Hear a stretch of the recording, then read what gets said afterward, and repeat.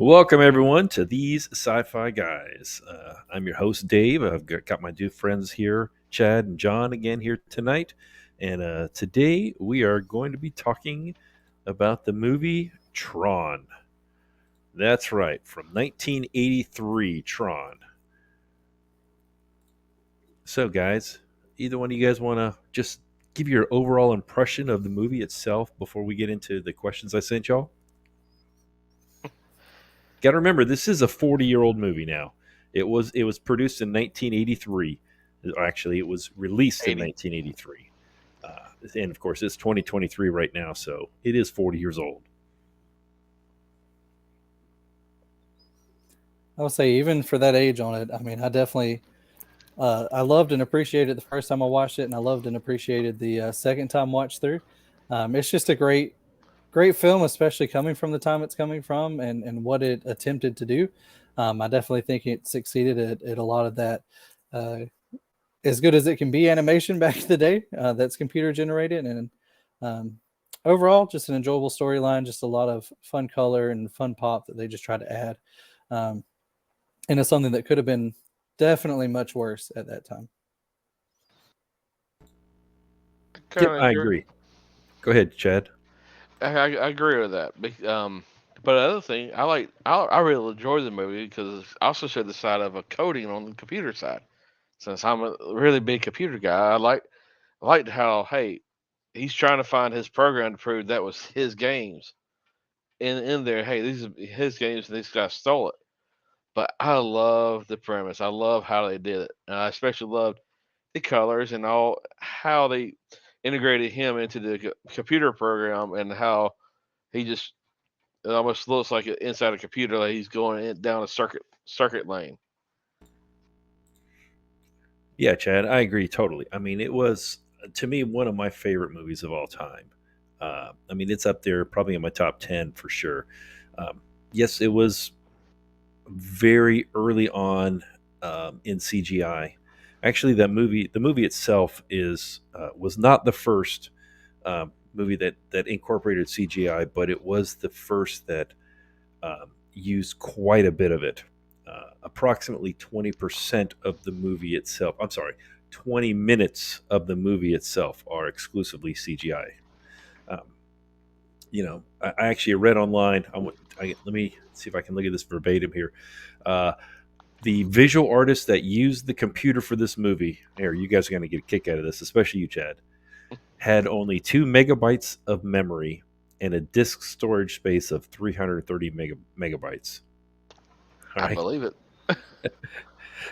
When you've got your cell phone that has 1632 gigabytes, or terabytes on hard drives, nowadays, that back in the day, 2 megabytes of RAM and 330 megabytes of hard drive space, and that was it.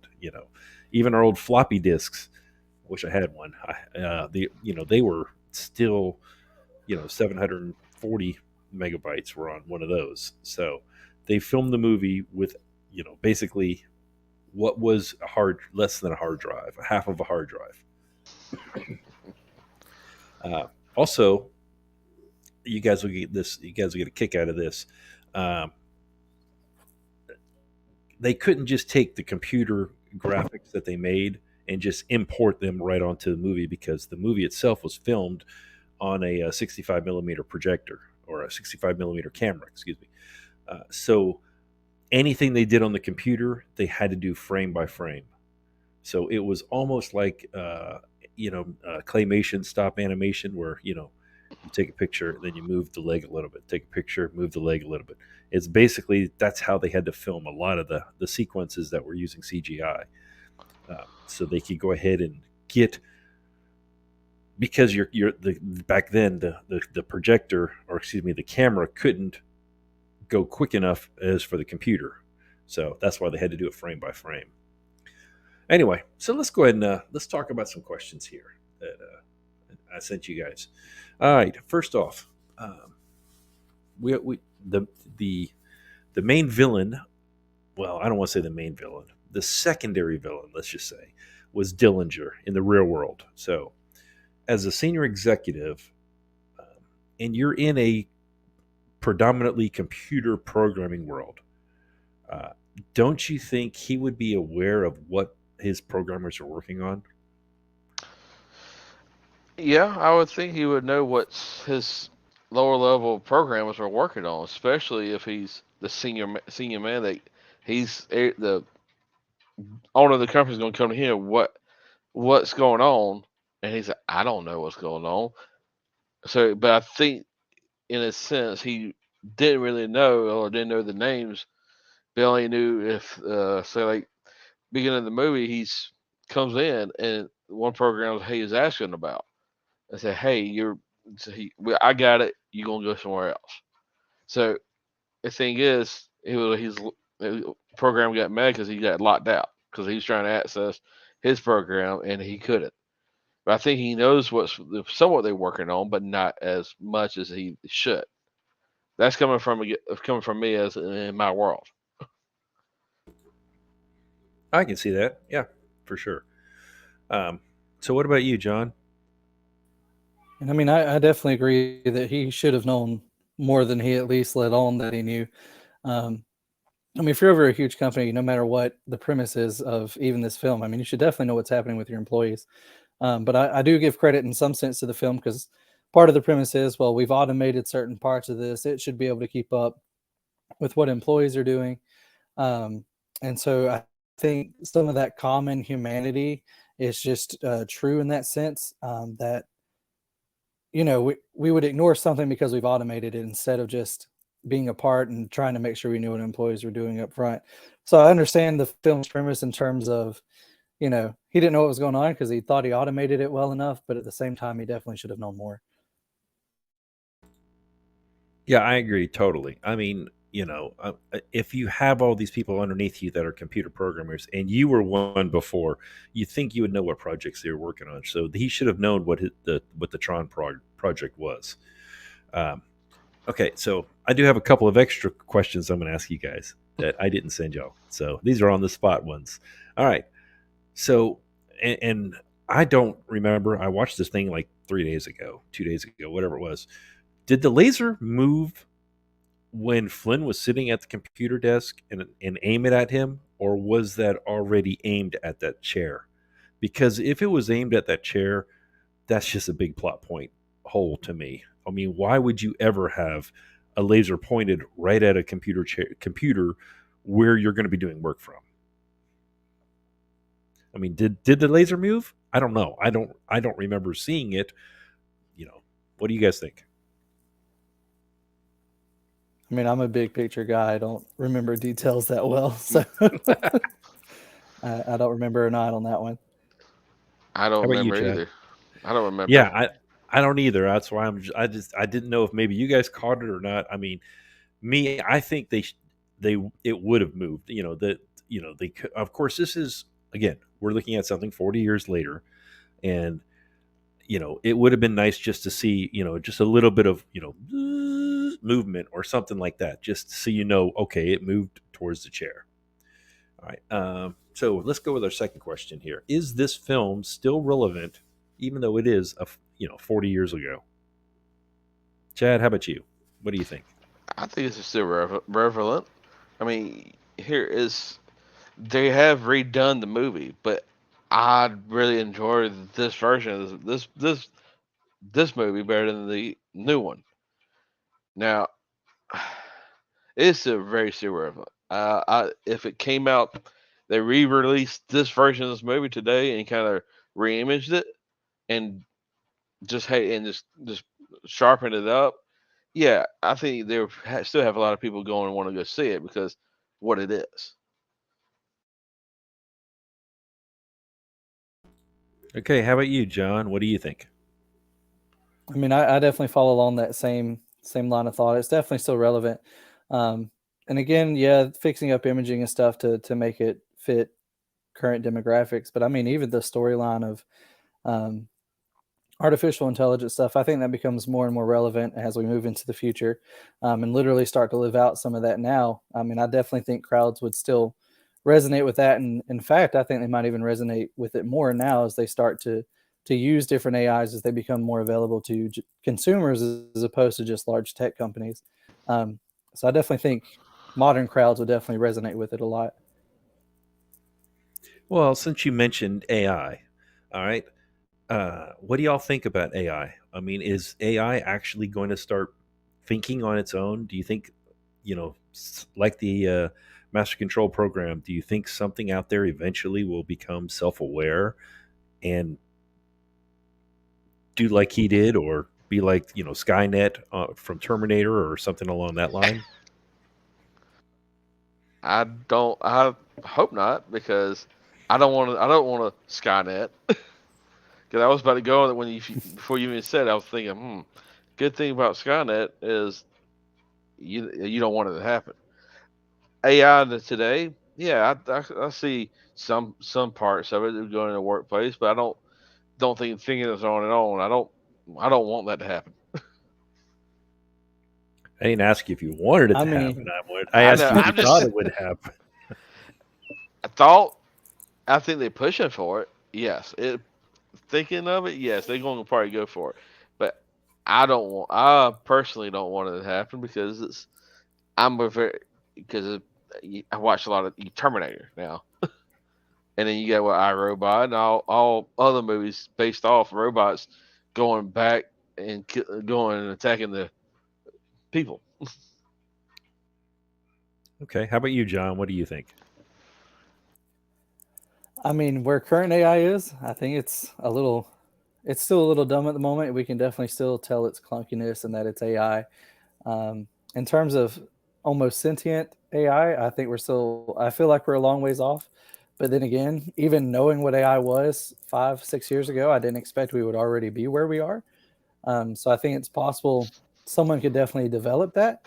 I don't think it would make the limelight up front. I think they would try to let it work in the background until eventually it would kind of rise because I don't think anybody's going to make a sentient AI that would just immediately push it and be like, yeah, we're here now. But I do think it's possible.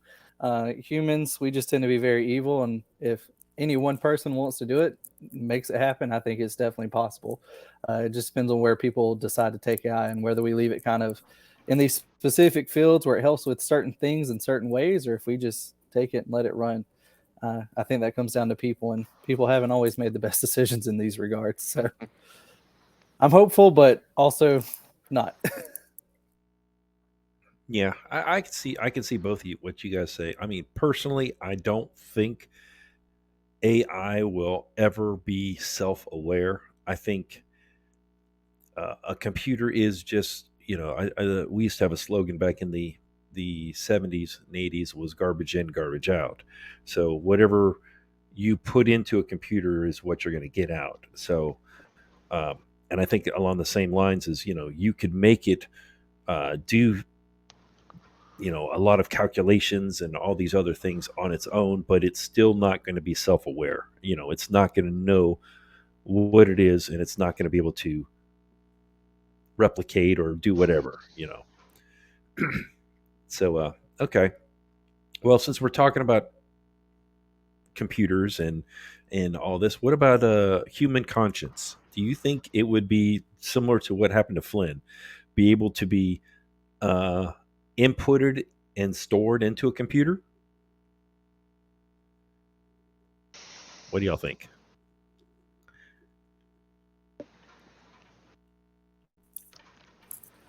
If we could figure out the difference between the way our brains think and the way a computer thinks, because computers are very binary, it's either on or off. It's just a series of switches. I think our brains are a little more complex because of the synapses and the connections they make. Um, but if we could figure out a way to decode um, just the numerous like decisions a brain makes, I think we could get something very similar to a brain, which I think is what a computer kind of is to begin with.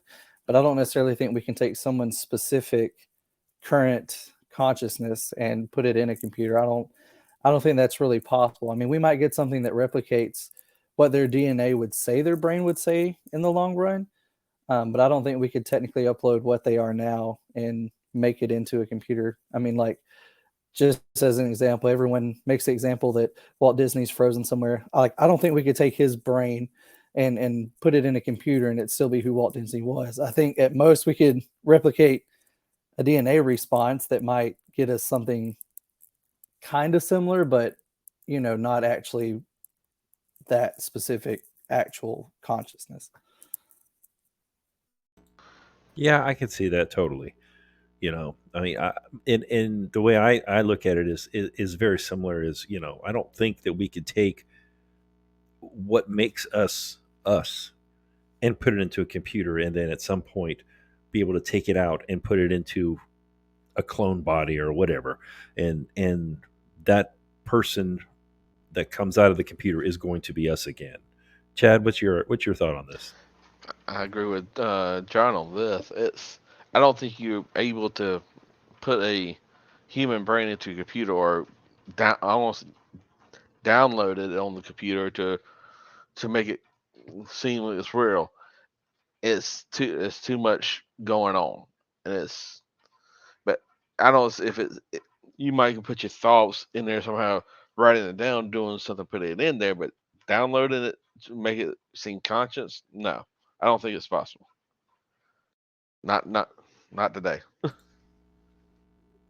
Yeah, yeah. I mean, no, I don't think we're there yet, and I just don't think, as John said. I mean, a computer reads ones and zeros, and until our brain can convert everything into ones and zeros, I'm not sure it's going to happen. So, okay, so let's come to the big question. If you were a Disney executive and they said, "Hey, we need to reboot this movie," what would you change about it?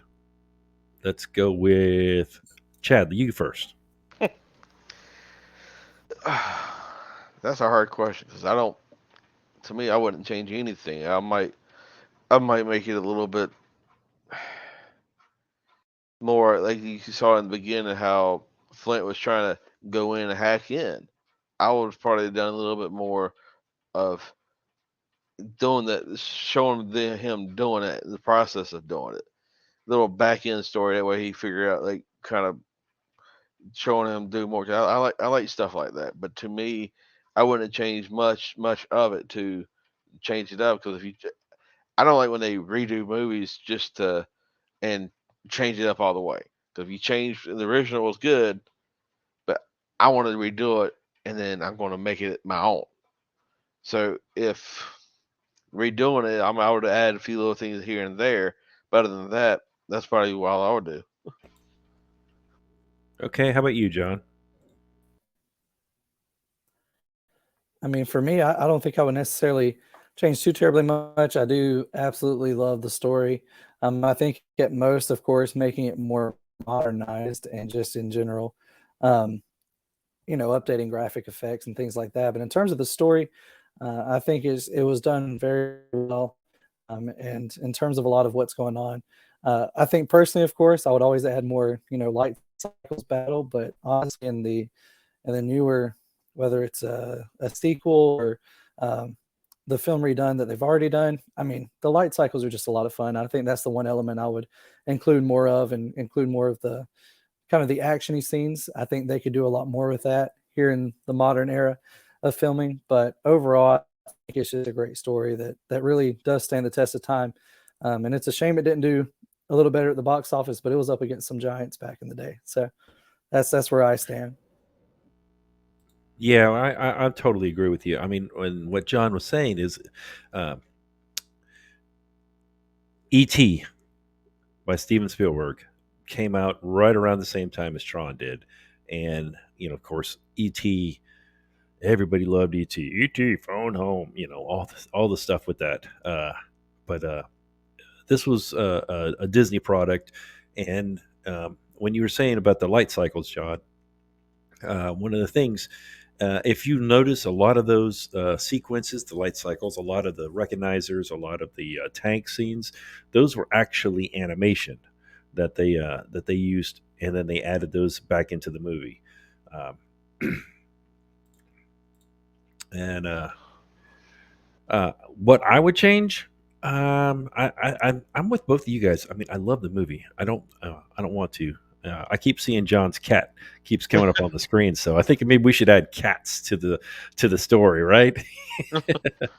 It's great. We love them. Maybe. But I yeah, wish he'd leave me alone. I tried to kick him it's out all of the good. room. It didn't work. It's all good. but uh, but yeah, the only thing maybe I might want to do is maybe have a little bit more of what happened in the world before. Actually, see a young Flynn and a young Dillinger. You know, even if it's a throwback time, like either at the beginning and then next thing you know, you actually see him taking the stealing the equipment or the games and then producing it, saying, okay, hey, here we go, here's 5 new games I've come up with, or something like that, to actually to kind of get a little bit more of why he's the evil guy and why people don't like him. uh, Actually, on this stuff, I'm with you guys, man. I would have loved to have seen more light cycles, more tanks, more uh, the recognizer stuff. That was one of my favorite parts when he was flying along, and then Ram was like, "You're not supposed to be able to do this," and just stuff like that. One thing that really sets Tron apart from a lot of other movies is simultaneously when the movie came out, the video game came out. You see video game, you've heard a lot of video game movies. What's in the movie theater right now? What, Super Mario World or Super Mario Brothers? Not the bad one with the dinosaur and the yeah, not that one. But Street Fighter, Mortal Kombat, a lot of those, the video game came out first and then the movie came out. Well, on Tron, they both came out simultaneously. um, I'm actually going to add a screenshot of one of the things. I've got an arcade game, and this is one of the things. And it had 4 ways you could play. You could see up on the top of on the top of the screen there. They had the light cycles you could do. You could do tanks. You could actually go into the MCP, and then at the bottom they had the grid bugs. So the grid bugs were a little bit different than in the movie. The movie, they just said, "Oh, hope those grid bugs don't get us." But in the game, I mean, it was kind of they wanted to have it in there specifically for the game. Um, that's one thing, when we can pick and choose what we say about a 40-year-old movie. But I mean, the three of us have already mentioned this a lot of times tonight, that this 40-year-old movie has stood the test of time, and it has been a great movie. We love it.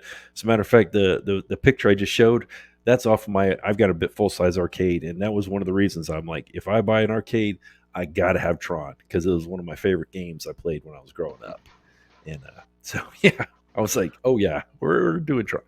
And let's see, did I get everything? I think we did. Yeah, yeah. Oh, actually, one more thing. What'd y'all think of the code discs? Do you guys think those were pretty cool? If you lose your code disk, you get derezed. And then of course, you see them throwing them at each other and all that. Well, those things actually were frisbees. I know they look like frisbees; they were really frisbees, and they had a professional come in and actually teach them how to throw them correctly for the movie specifically. Yeah, I thought that I was doing some little research on it. I was like, "Are you serious? No way!" And and the last thing is they filmed this movie, at least the characters. Typically now we use a green screen or a blue screen. Something behind them that's easy to pull out all the other information, all the other stuff. Well, they used a black screen. Everything was filmed in the black screen, and of course, all their clothes, they had lights on the inside of them that actually what would made them glow. And then they, of course, then after that, they went back and touched all that up, within the animation department and all that. So, well, that comes to the end of our show today, everyone. We appreciate you guys coming and visiting with us. Uh, we are located right here at the bottom. You'll see we are at These Sci-Fi Guys on Twitter. You can email us at these sci-fi guys@gmail.com. And of course, we're right here on YouTube at These Sci-Fi Guys. Try to make it simple for everyone. And we really do want to have your input. Let us know if there's some good things you'd like to hear, some bad things that we're doing. Um, and if there's a specific movie that you guys would like to hear us talk about. Well, John has come up with our next movie. John, do you want to go ahead and tell us what it is? Absolutely. So our next film will be Ready Player One, and I think it's just a great movement from where we just talked this week. A lot of the same themes in just a much more modern format. So I think it'll be a good conversation to kind of tie into Tron. So I think that's where we're headed next week. This was also based off a book, right? Yes, the Ready Player One was Correct. based off of a book that they made into a movie. The movie was fantastic. As a as someone who I'm a little bit older than you guys are, they did some nods to even some way back stuff that on movies and such. If you'll notice when you watch it, there's a Mecha Godzilla in there. There's some old uh, 70s and 80s, a lot of old 70s and 80s characters, I'll just say. And then just kind of keep an eye out for that kind of stuff whenever we're doing it. So, all right, everyone. Well, thank you very much. We Plenty of appreciate Easter you eggs. guys. And thank you, programs. We'll see you later.